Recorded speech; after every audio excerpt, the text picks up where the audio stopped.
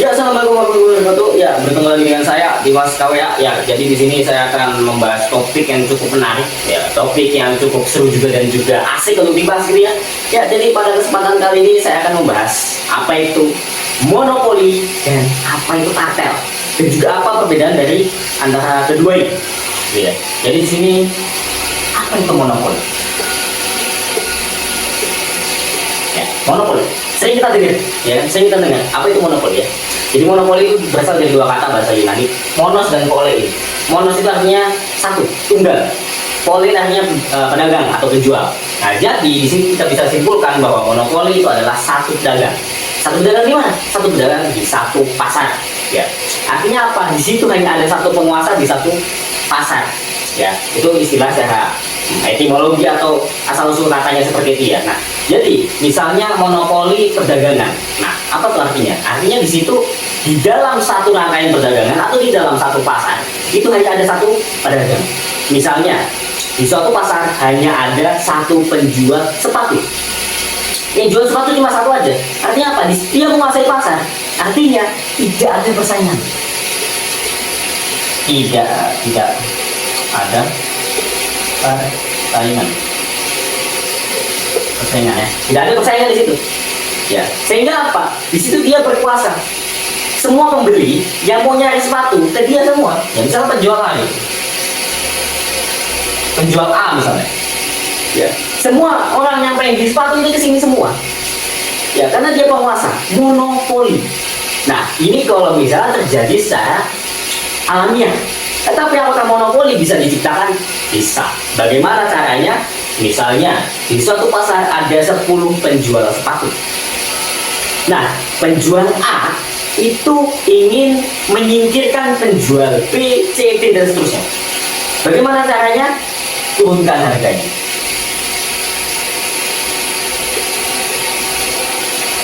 Ya, turunkan harganya. Kenapa turunin harganya? Biar laku bang. Ya, barangnya biar laku. Seringkali monopoli ini tidak dilakukan secara militeristik, misalnya kayak zaman Belanda lah, monopoli rempah-rempah gitu. Tetapi monopoli ini bisa dilakukan secara kaidah-kaidah ekonomi. Yaitu apa? Kalau harganya turun, permintaannya naik. Kalau permintaannya naik, barangnya laku. Ya, sepatunya bisa habis. Artinya apa? Penjual-penjual B, penjual C, D, dan seterusnya, sepatunya nggak laku. Akhirnya apa yang dilakukan oleh penjual B, C, D, dan seterusnya? Mereka pindah pasar. Mereka bangkrut bisa. Ya. Mereka bangkrut atau mereka pindah tempat ya untuk berjualan. Sehingga apa? Penjual B, C, D, dan seterusnya itu tidak berjualan satu pasar dengan penjual A. Gitu ya. Sehingga apa? Penguasanya, monopolinya adalah penjual A. Itu kalau misalnya kita menciptakan sistem monopoli di situ. Ya, ini untuk pasar masyarakat atau pasar penduduk gitu misalnya, atau bisa disebut juga pasar secara bisa disebut dengan rakyat gitulah ya. Dan di situ ada pergerakan ekonomi ya antara dari rakyat ke rakyat, ya kan. Nah, tapi ada monopoli skala negara. Artinya apa? Hanya negara lah yang boleh ya berjualan barang atau jasa di satu negara, hanya negara yang boleh. Misalnya PLN. Siapa yang jualan listrik selain PLN? Gak ada.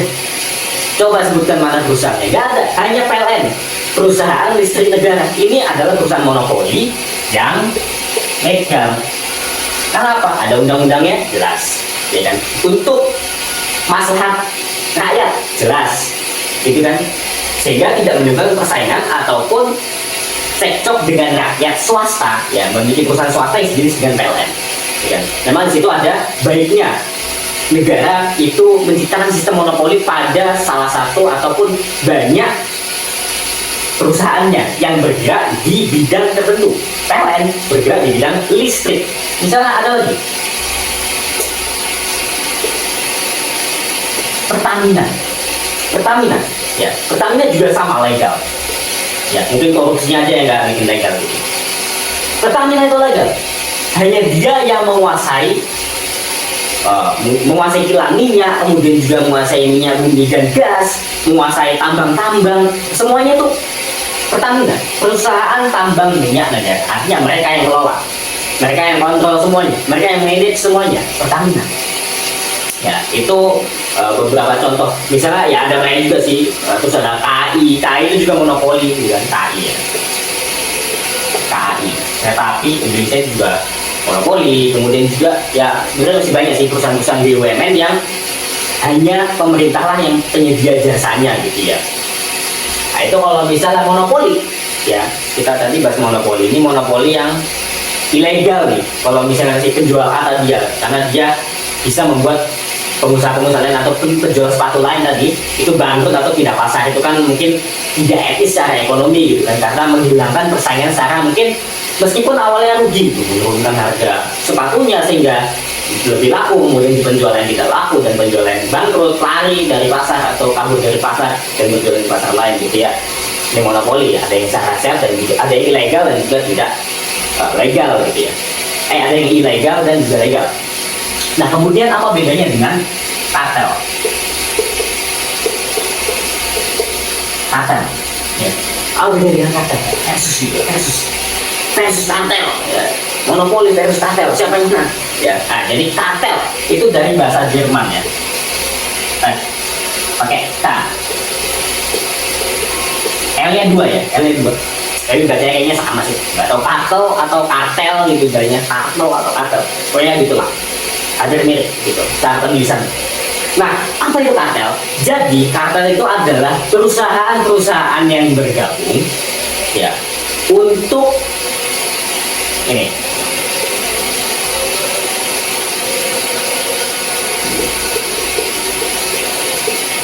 Harga, untuk kontrol harga.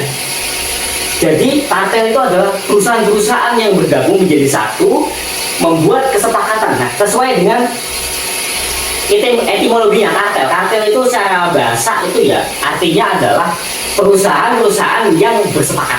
Ya, misalnya di sini ada perusahaan A, B, C, D. Ya, ada 4 perusahaan. Ada 4 perusahaan gitu ya. Nah, 4 perusahaan ini membuat kesepakatan, membuat perjanjian agar misalnya mereka ini adalah pengusaha minyak goreng, ya, minyak goreng misalnya. Mereka ini adalah pengusaha minyak goreng dalam negeri, yang dimana mereka itu saling bersepakat untuk menetapkan harga minyak goreng. Ya, misalnya 1 liter minyak goreng itu harganya 25.000, mahal, ya, mahal. Mereka bisa mengendalikan harga, dan hanya mereka lah yang merupakan pengusaha minyak goreng di suatu negara. Hanya mereka pengusahanya. Jadi kalau misalnya konsumen ingin mencari pengusaha lain atau perusahaan lain, tidak ada. Hanya mereka ini, ya. Hanya mereka ini. Bukan disebut monopoli, bukan. Karena mereka perusahaan yang berbeda, tetapi membentuk suatu ikatan, perjanjian, negosiasi atau persetujuan sehingga harganya itu mereka bisa kontrol. Misalnya gini, mereka ingin kontrol harga. Mereka menetapkan harga, perusahaan A, B, C, D setuju. Harga minyak goreng 1 liternya 25.000 harganya. Mereka setuju. Rakyat atau konsumen yang kesulitan karena harganya terlalu mahal. Ya. Sehingga apa di situ? Kartel itu menguntungkan perusahaan-perusahaan ini dan ya merugikan konsumen karena harganya terlalu mahal. Berbeda dengan konsep monopoli yang untung itu cuma penjualnya, tetapi pembeli bahkan untung. Ya, ketika ingin si penjual ini membentuk sistem monopoli pada awalnya, ya si pembeli itu senang kan dia. Pembeli itu senang karena harganya itu bahkan bisa dijual. Tetapi kalau misalnya sudah tercipta sistem monopoli itu sendiri, ya bisa jadi aja harganya lebih mahal gitu kan. Dan ya jatuhnya juga bisa jadi sama gitu ya. Tetapi kartel ini lebih mengerikan lagi.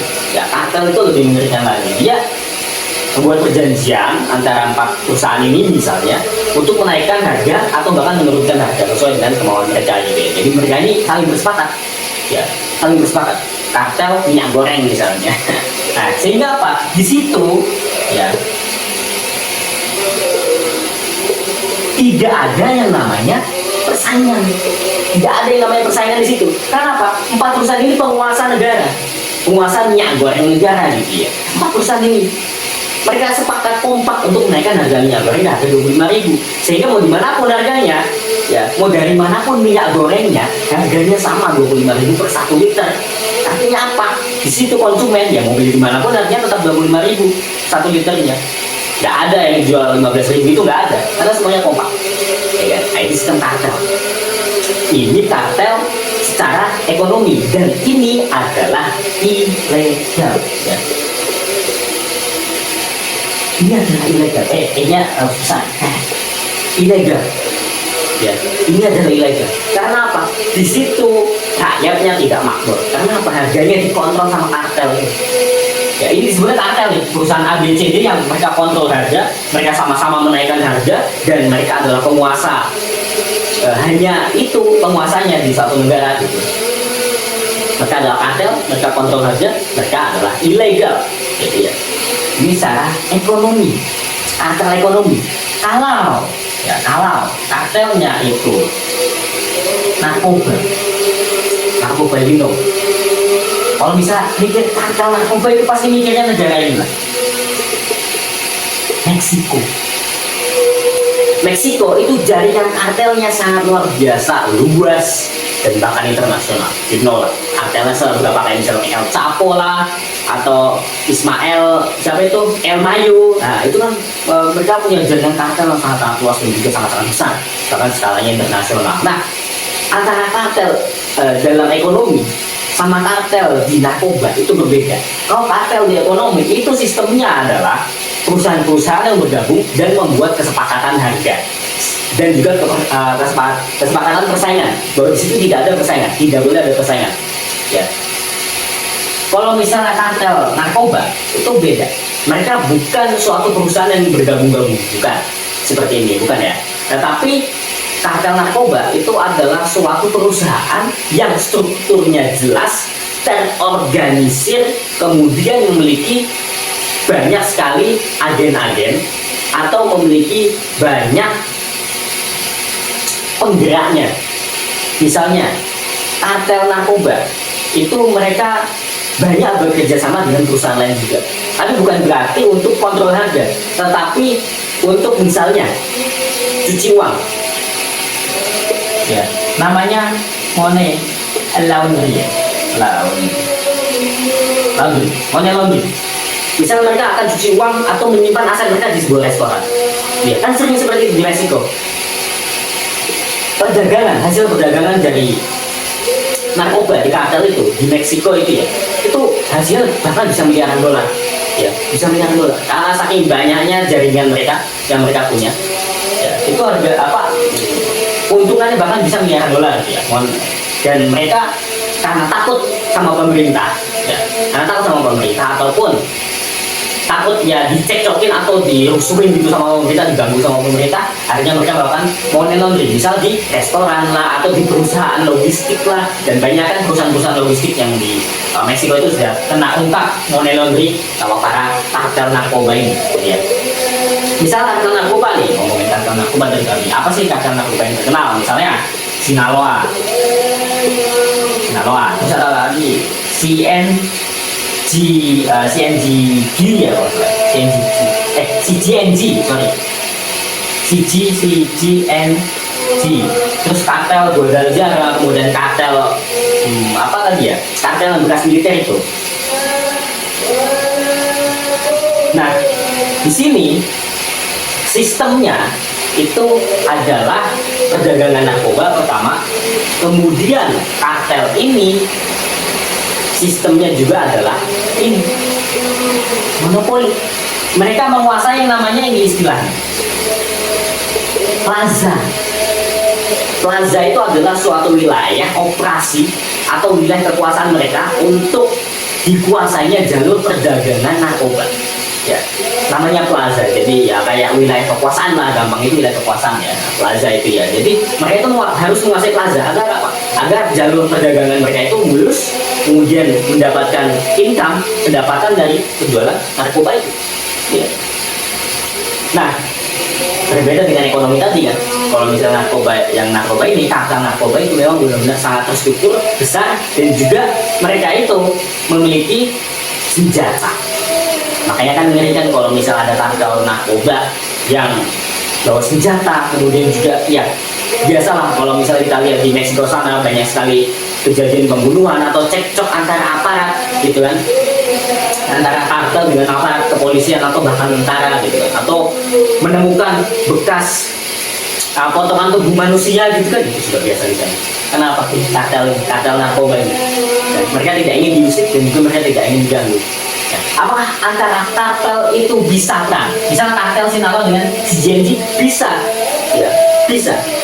Kan sudah saya bilang tadi, kartel di narkoba itu bukan gabungan dari perusahaan. Mereka perusahaan mandiri, tetapi sangat terorganisir dan juga sangat terstruktur. Misalnya kayak urusan money laundry, urusan distribusi, urusan nyimpen barangnya, kemudian urusan untuk penguasaan wilayahnya itu mereka masing-masing. Ya. Antara kartel Sinaloa dengan si GNG misalnya, itu mereka masing-masing. Sehingga apa? Mereka punya plaza sendiri, mereka punya wilayah kekuasaan sendiri, mereka punya anggota sendiri-sendiri, gitu kan. Sehingga apa? Mereka ini saling bersaing malah. Ya, mereka ini saling bersaing. Berbeda dengan kartel di ekonomi, ya, dalam sistem ekonomi. Tapi kalau kartel di narkoba itu ngeri pak. Perang antar kartel atau kartel war itu sangat mengerikan sekali. Sehingga ya petugas kepolisian ataupun tentara itu bisa kewalahan menghadapi perang antar kartel ini. Memang benar-benar sangat ngeri sekali ya. Ya mungkin kalau misalnya untuk pembahasan lebih lanjutnya kita bisa di lain waktu ya. Sampai segini aja gitu ya penjelasan kali ini. Ya, see you again.